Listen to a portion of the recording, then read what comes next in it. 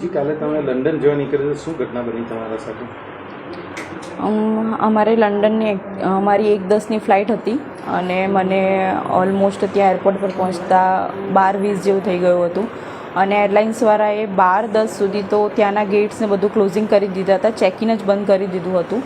તો મારું ચેકિન થયું જ ના અને મારે ત્યાંથી જ પાછું ફરવું પડ્યું અને હું ફ્લાઇટ એટેન્ડ ના કરી શકી એના લીધે. ફ્લાઇટ મિસ થવાનું મુખ્ય કારણ શું હતું કે તમે ટાઈમ પર ના પહોંચી શક્યા?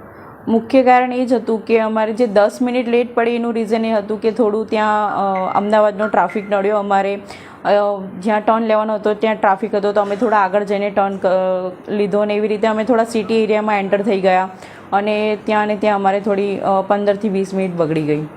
તમારે લંડન જવાનું શું કારણ હતું? અમે ઓલરેડી 2 વર્ષ પહેલાં જ ત્યાં મૂવ થઈ ગયા હતા.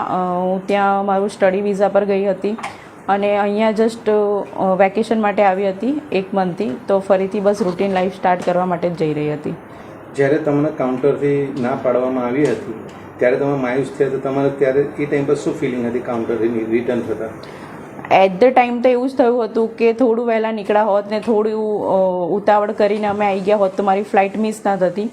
મેં એ ટાઈમે બી એરલાઇન્સવાળા સ્ટાફને રિક્વેસ્ટ કરી કે 10 જ મિનિટ લેટ થઈ છું તો મને જવા દે. હું હતી ત્યારે તો હું લાસ્ટ જ પેસેન્જર બચી હતી ત્યાં, બટ સમહાઉ ના જ જઈ શકી. અચ્છા, તમે ત્યાંથી રિટર્ન થયા તો તમને દુર્ઘટનાની જાણ ક્યારે થઈ ને શું ફિલિંગ આવ્યા પછી? અમે ઓલમોસ્ટ એરપોર્ટમાંથી બહાર નીકળી ગયા હતા ઘરે આવવા માટે. તો ત્યારે અમને ગાડીમાં જ ન્યૂઝ ખબર પડી કે હું જે ફ્લાઇટમાં જવાની હતી એ જ ફ્લાઇટને આવી રીતે ઇન્સિડન્ટ થયું છે. ત્યારે તમે શું ફિલિંગ થઈ હતી? તમે મિસ થઈ ગયા ને એ ફ્લાઇટની દુર્ઘટના બની ત્યારે?